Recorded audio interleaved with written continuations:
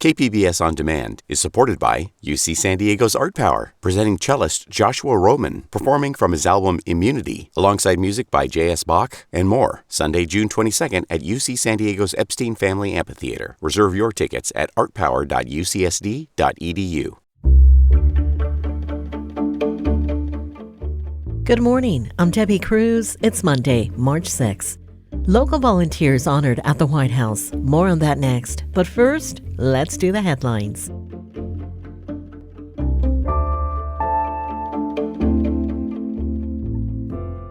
Mask and COVID vaccine mandates at indoor high-risk and healthcare settings in the state are ending next month. The State Department of Public Health announced Friday that starting April 3rd, masks will no longer be required in healthcare, long-term care, and correctional facilities. Also on April 3rd, the state will no longer require vaccination for healthcare workers. The California Nurses Association has criticized the plan, saying that it puts healthcare workers at risk. California's utility regulators want to hear from people who live in SDG&E's service area so they can set utility rates for the next 4 years. The CPUC is encouraging the public to join the first of 4 hearings on SDG&E's general rate request.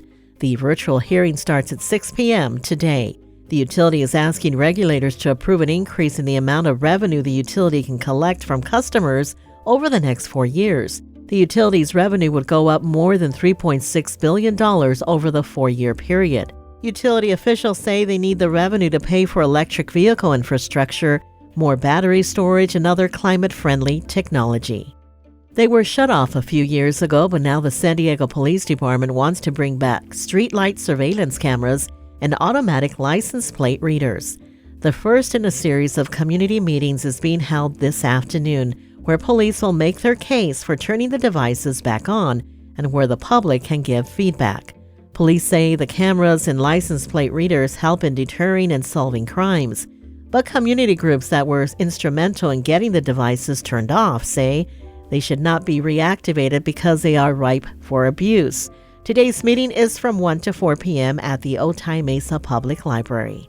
From KPBS, you're listening to San Diego News Now. Stay with me for more of the local news you need. Now on the finest podcast, the NPR Tiny Desk Contest, we bring you the history of the concert series and the competition and hear from the artists behind our favorite local entries. Listen now wherever you get your podcasts.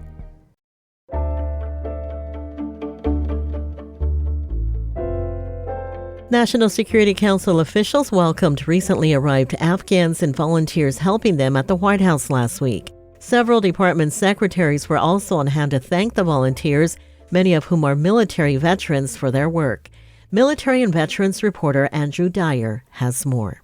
It's likely the most American thing I've ever been a part of. Sean Van Diver is a San Diego Navy veteran who co-founded Afghan EVAC, one of a coalition of organizations that sprung up as Afghanistan fell to the Taliban in 2021. Van Diver, alongside other volunteers and Afghans, were recognized at a White House ceremony Thursday.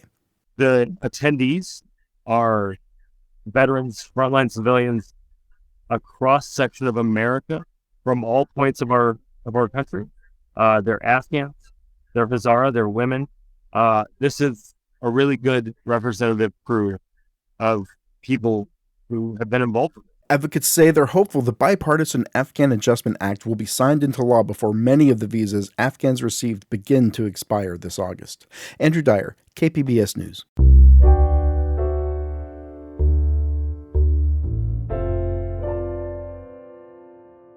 The San Diego Community College District has changed its policy on required COVID vaccinations for their employees, with plans to rehire those who were terminated.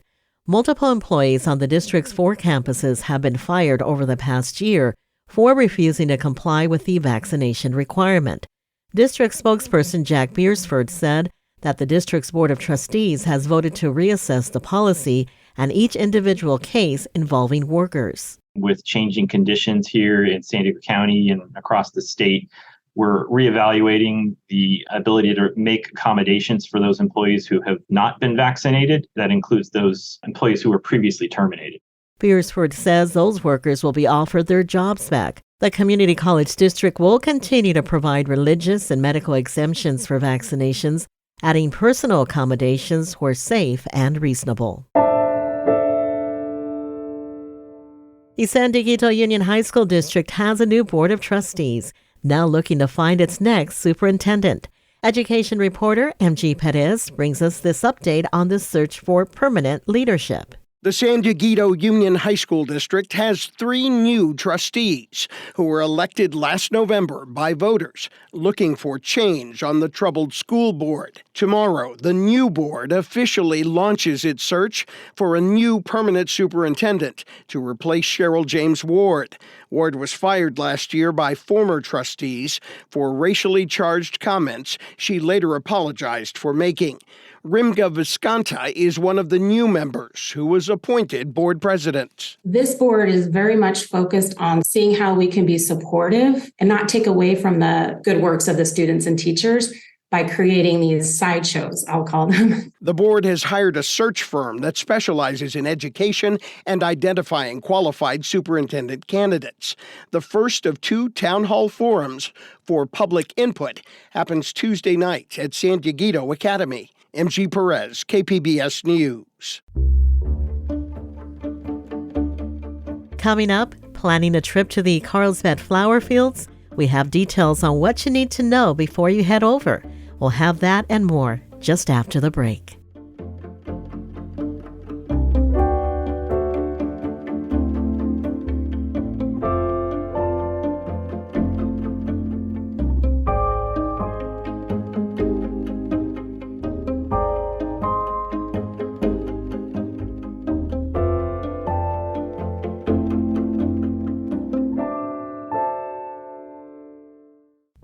Now on the finest podcast, the NPR Tiny Desk Contest, we bring you the history of the concert series and the competition and hear from the artists behind our favorite local entries. Listen now wherever you get your podcasts.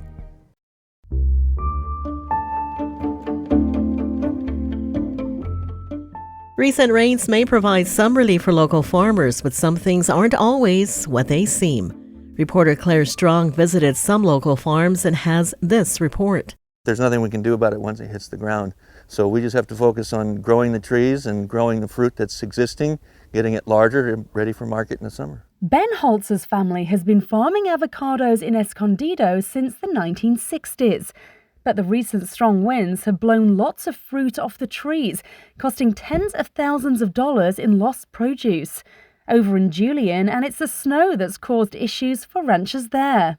It is private property. It is something that we've invested, our whole lives into, either financially or just the love of the land. That's Katie Ostrander from the San Diego County Farm Bureau. She says sledders have been trespassing in fields and damaging fencing. On the bright side, around half of California is now drought-free, which is great news for farmers. Claire Strong, KPBS News.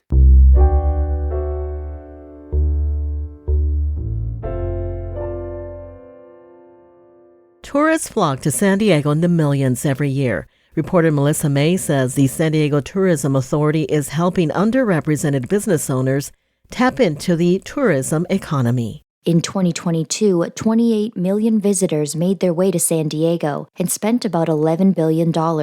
And the San Diego Tourism Authority, or SDTA, wants to make sure that diverse small business owners can benefit from their business.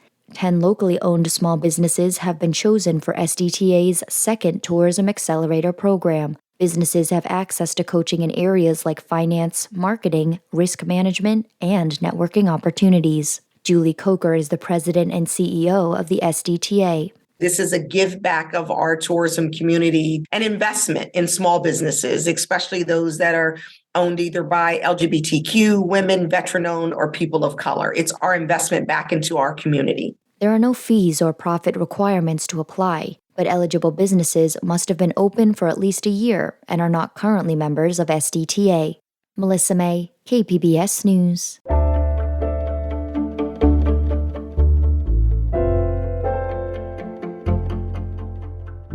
We anxiously wait for them every year, the Flower Fields at Carlsbad Ranch. This very popular attraction in San Diego County draws in locals as well as out-of-towners. Visitors come from all over to enjoy the rows and rows of vibrant flowers that announce spring is just around the corner. KPBS North County reporter Tanya Thorne had a chance to visit the flower fields last week before they opened to the public, and she's here to tell us about it. Welcome back to the podcast, Tanya. Thanks for having me, Debbie. So when you visited, what was your reaction to the fields? I look forward to covering the flower fields every year just because it's such a fun day for me and we get to be outside. And this was just perfect timing because we've been just getting plummeted by so much rain that the day we went out, luckily we had blue skies and little cotton clouds. And so it was just a beautiful day and a nice break from all the rain that we've been getting. And I mean, as soon as I walk in, it's literally a breath of fresh air, right? And, I will be honest, it's not the overwhelming and, ongoing flower fields that we see in the pictures. They do take a little bit of time to grow in. So the owners will tell you this themselves, that the best time to go is right around April when the flowers have had a little bit of time, a little bit of warmer weather to grow in. So if you go now, you won't see the beautiful filled flowers that you're expecting to see or that you see in the pictures, but they are starting to pop up. Okay, so they are just blooming now. Could you make out what some of the types were? So it is fields of ranunculus. This is one flower that the Carlsbad Flower Fields specialize in. So they are called ranunculus, and there's so many different colors, different color variations. So the ones we saw now, they start out from this beautiful yellow. It starts to go in almost into like an ombre golden, and then it goes into an orange, and then up to the top, they start to get into this fuchsia, pink, almost red colors. As you mentioned, of course, we've been getting so much rain. How has the recent stormy weather impacted the blooms? So much rain, and while some of us aren't so fond of all the rain we've been getting, I think our gardens are. Fred Clark, the general manager of the flower field, says the recent rain has really helped the flowers and him because it's allowed him to save money on water. Here he is talking about some of the benefits. We like the rain because it's free water, and we're all aware of our water condition here in Southern California. And so the rain's been good to us, as has the cool temperatures. It's really brought on the ranunculus, and we have really thick stems. Is what we like with our ranunculus. And Tanya, what impact do the flower fields have on the nearby businesses? It's a big impact because it's become such a big attraction. We've now seen the Carlsbad Flower Fields pop up on TikTok and Instagram and have gone viral because of everyone taking these photos and posting them online. And so I know that Carlsbad is one of the top cities that brings in tourism dollars to the county. And that's, thanks to Legoland, the beach, the golf courses, and some of the resorts that are nearby. But the flower fields are also a big tourist attraction here and something that really draws a lot of tourism dollars and visitors to the city and the county. So what should people know for when they do visit the flower fields? Well, some things have changed since the pandemic. And so one thing that they have adopted is online tickets. So before you were able to buy a ticket at the door, that is no more. So you do have to buy your entrance ticket in advance online, and you have to reserve a time slot, which we've seen a lot of lately. And so single ticket admissions are $23 for adults, $21 for seniors and military. And for kids ages 3 to 10, they are $12 and free for children under 3. And there are some season passes available. So if you want to keep going, throughout their opening season, there are some season passes for that.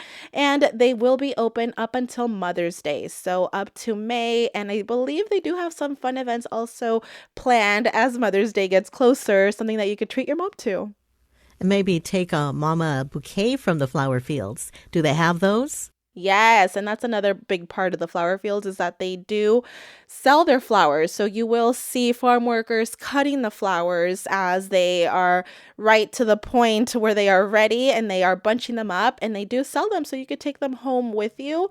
And something else new this year is that they are also growing the bulbs of the ranunculus, and you could actually ship them. So you could send a little piece of Carlsbad to someone that isn't even here to another state. And I think that's really a fun addition. And they are open Monday through Sunday from 9 a.m. to 6 p.m. And you know what? Maybe catching the sunset here, since there is an ocean view, is just lovely. And of course, this event is for the whole family, so grab the whole family and take them along. Tanya, thank you for joining us on the San Diego News Now podcast. Thanks for having me, Debbie. That's it for the podcast today. As always, you can find more San Diego news online at kpbs.org. I'm Debbie Cruz. Thanks for listening and have a great Monday.